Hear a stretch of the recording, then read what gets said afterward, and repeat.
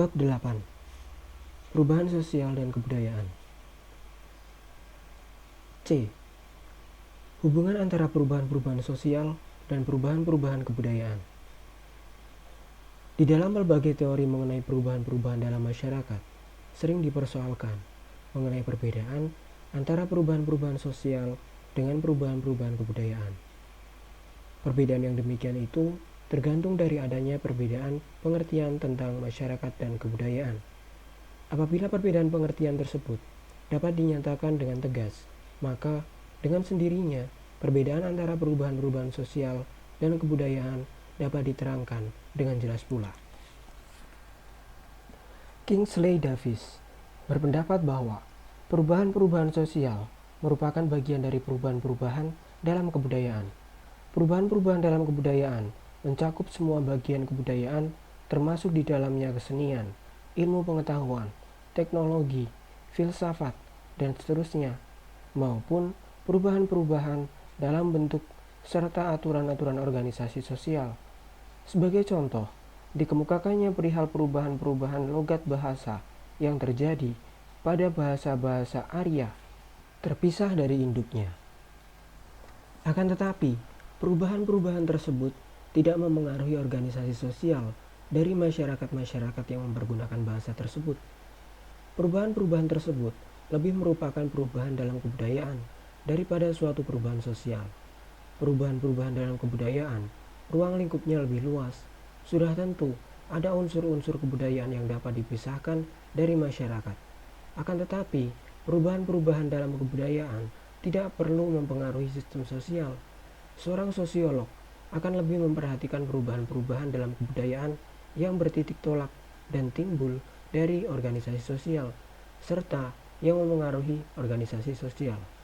Pendapatnya tersebut dapat dikembalikan pada pengertiannya tentang masyarakat dan kebudayaan.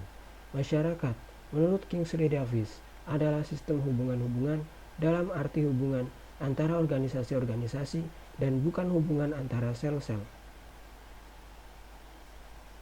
Kebudayaan dikatakannya mencakup segenap cara-cara berpikir dan bertingkah laku yang timbul karena interaksi yang bersifat komunikatif, seperti misalnya menyampaikan buah pikiran secara simbolis dan bukan oleh karena warisan yang berdasarkan keturunan.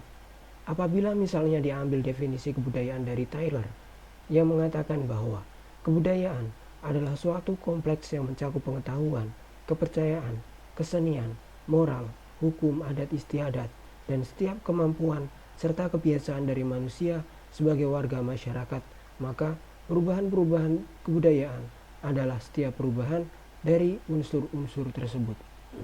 Sebenarnya, di dalam kehidupan sehari-hari, acap kali tidak mudah untuk menentukan letaknya garis pemisah antara perubahan-perubahan sosial dan perubahan-perubahan kebudayaan, karena sukar untuk menentukan garis pemisah antara masyarakat dengan kebudayaan. Hal itu disebabkan karena tak ada masyarakat yang tidak mempunyai kebudayaan dan sebaliknya, tidak mungkin ada kebudayaan yang tidak terjelma dalam suatu masyarakat.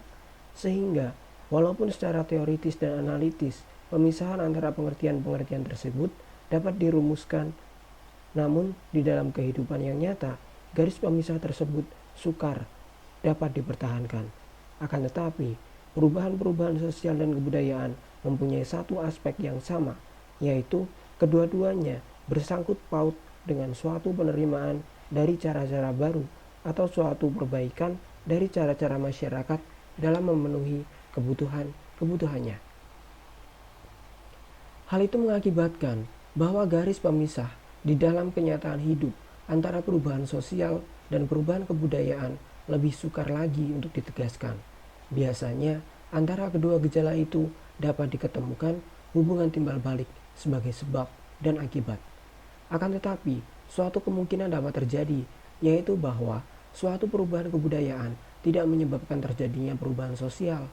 Misalnya perubahan-perubahan dalam model pakaian, perubahan-perubahan dalam kesenian, dari kesenian klasik ke kesenian modern, atau perubahan tari-tarian dapat terjadi tanpa mempengaruhi lembaga-lembaga kemasyarakatan atau sistem sosial.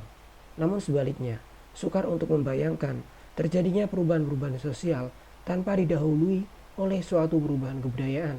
Suatu lembaga kemasyarakatan seperti misalnya keluarga, perkawinan, hak milik, perguruan tinggi, atau negara tak akan mengalami perubahan-perubahan apabila tak terjadi suatu perubahan yang fundamental di dalam kebudayaan.